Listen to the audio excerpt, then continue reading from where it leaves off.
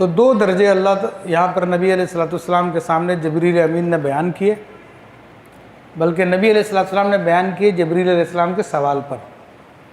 تو اب پہلا مرتبہ جو ہے کہ تو اللہ کو دیکھ رہا ہے، اس کو کہتے ہیں مشاہدہ، یہ تصوف کی اصطلاح میں مشاہدہ کہلاتا ہے۔ اور اس سے کم درجہ ہے کہ اللہ مجھ کو دیکھ رہا ہے، تو اس کو کہتے ہیں مراقبہ۔ تو یہ ایک اسٹیجز ہے کہ انسان پہلے مراقبے کے درجے میں آتا ہے، پھر وہ مقام اس کو ملتا ہے کہ وہ اللہ کو دیکھ رہا ہوتا ہے۔ تو یہاں پر اللہ تعالیٰ نے فرمایا کہ یہ جو کتاب ہے، جس کی آیتیں، حکمت والی کتاب کی جو آیتیں ہیں، یہ ہدایت اور رحمت ہے محسن لوگوں کے لیے۔ اور محسن کون ہوتے ہیں؟ جن کا یہ درجہ ہو، یا تو وہ اللہ کو دیکھ رہے ہوتے ہیں یا اللہ ان کو دیکھ رہا ہوتا ہے۔ تو چونکہ ان کی بہت ساری صفات ہیں، تو آیت طیبہ میں اس کی وضاحت کرنے کے لیے بتا دیا کہ اصل محسن ہوتے کون ہیں۔ فرمایا کہ الذین یقیمون الصلاۃ، کہ وہ لوگ جو نماز قائم رکھتے ہیں۔ تو اب محسنوں کی پہلی صفت جو اللہ نے بیان فرمائی کہ وہ نماز کو قائم کرتے ہیں، تو یہ اللہ تبارک و تعالیٰ نے اس میں بیان کر دیا کہ بھئی محسن ہوتا وہی ہے جو اللہ تعالیٰ کے فرائض ہے، نماز ہے، اس کو قائم کرے۔ تو اس سے وہ چرسی موالی اور جھوٹے صوفی نکل گئے جو نماز نہیں پڑھتے اور کہتے ہیں جنا ہم تو بڑے نیک لوگ ہیں، ہم تو بڑے پہنچے ہوئے ہیں۔ تو ان سب کو خارج کر دیا گیا کہ تم لوگ تو اس کی خوشبو بھی نہیں سونگھ سکتے کہ اللہ نے محسنین کی جو پہلی صفت بیان کی ہے وہ نماز کو قائم کرتے ہیں۔ اچھا، نماز قائم کرنا کس طرح ہوتا ہے؟ دیکھیں، نماز قائم دو صفتوں سے ہوتی ہے۔ ایک تو یہ کہ نماز کی ظاہری تمام شرائط کو بجا لائے، یعنی نماز کی جتنی بھی شرائط ہیں جن میں طہارت ہے، ستر عورت ہے، استقبال قبلہ ہے، وقت کا موجود ہونا ہے، یہ ساری کی ساری باتیں ہیں۔ اور اس کے بعد پھر نماز کے اندر کی شرائط ہے، پھر اس کو فرض ہے، واجبات ہے، سنتیں ہیں، یعنی ہم جو بھی چاہے 2 رکعت نفل پڑھیں، چاہے 2 رکعت فرض پڑھیں، اس فرض کے اندر بھی بہت ساری چیز فرض ہوتی ہیں، بہت ساری چیزیں واجب ہوتی ہیں، اور بہت ساری چیزیں سنتیں ہوتی ہیں، اور بہت ساری باتیں مستحب ہوتی ہیں۔ تو جو ظاہری شرائط ہے اس میں یہ ہے کہ یہ تمام کے تمام باتیں اس میں پائی جائیں، اس کو سنتوں اور آداب کے ساتھ اس نماز کو ادا کریں۔ پھر باطنی شرائط اس کی ہوتی ہیں، اور باطنی شرائط اصل میں خشوع و خضوع ہے، یعنی دل کا اللہ تعالیٰ کی طرف مائل ہونا ہے، اللہ تعالیٰ کی طرف متوجہ ہونا ہے۔ تو عام طور پہ بہت سارے لوگ یہ ظاہری شرائط پوری کر لیتے ہیں، لیکن باطنی شرائط ان سے پوری نہیں ہوتی۔ وہ نماز پڑھتے ہیں تو دنیا کے کسی خیالوں میں گم ہوتے ہیں، کبھی کدھر ہوتے کبھی کدھر ہوتے، یہاں تک کہ نماز پوری ہو جاتی ہے، پھر وہ سلام پھیر دیتے ان کو پتہ بھی نہیں چلتا۔ تو باطنی شرائط میں یہی ہے کہ جس طرح ظاہر کی طہارت ہوتی ہے، اس طرح باطن کی بھی طہارت ہوتی ہے۔ جس طرح ظاہر کا وضو ہوتا ہے، باطن کا بھی وضو ہوتا ہے۔ باطن کا وضو یہی ہوتا ہے کہ آپ اپنے دل کو غیر کے خیالات سے پاک کر دیں، اور اپنے جسم کو کعبے کی طرف کر دیں، اور اپنے دل کو اپنے رب کی طرف کر دیں۔ تو جس طرح باطنی شرائط جب پوری کرتا ہے، ظاہری شرائط پوری کرتا ہے، تو نماز قائم ہوتی ہے۔ ایک تو یہ معنی اس کا نماز قائم کرنے کا۔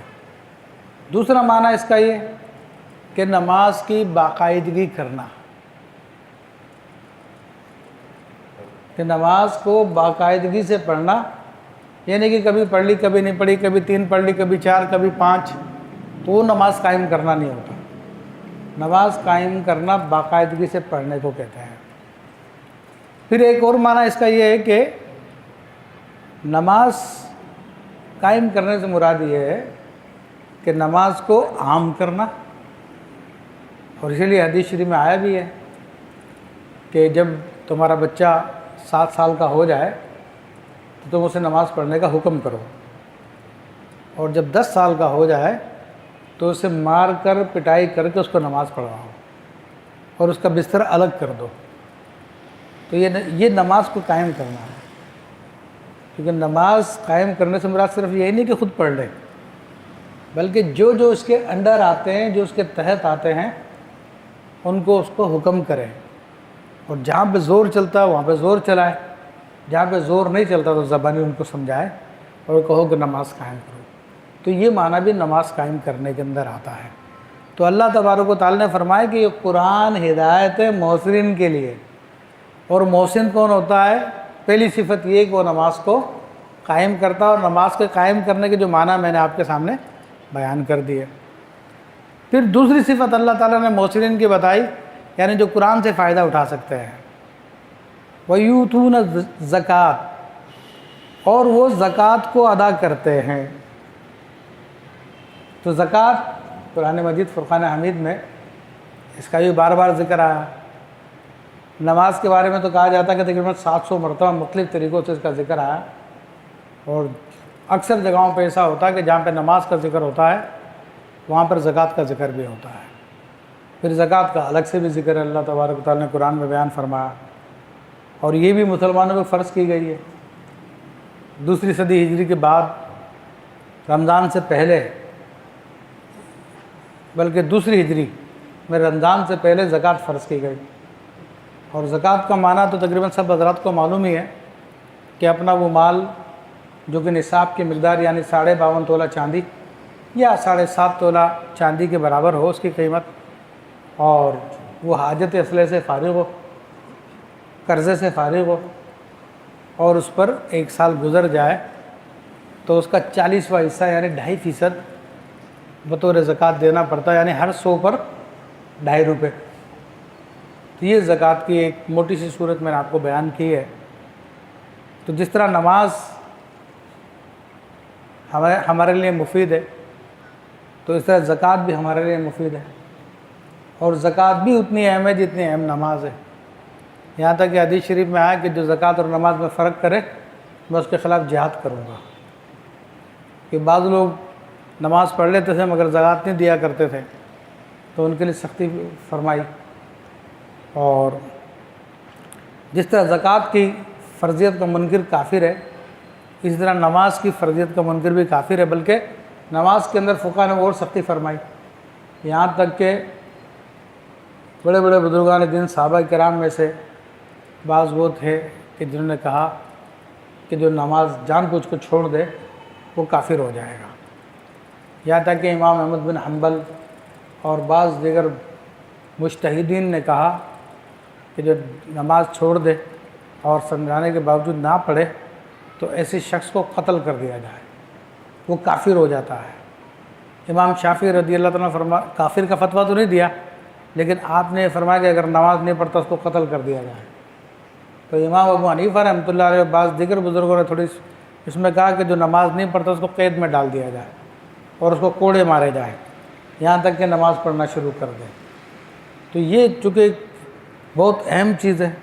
اس طرح زکوٰۃ کے بارے میں بھی حکم ہے کہ حضرت ابو بکر صدیق رضی اللہ تعالیٰ نے فرمایا کہ جو رسول اللہ صلی اللہ علیہ وسلم کے زمانے میں ایک بکری کا بچہ بھی زکوٰۃ میں دیتا تھا، اب جو منع کرے گا تو میں اس کے خلاف جہاد کروں گا۔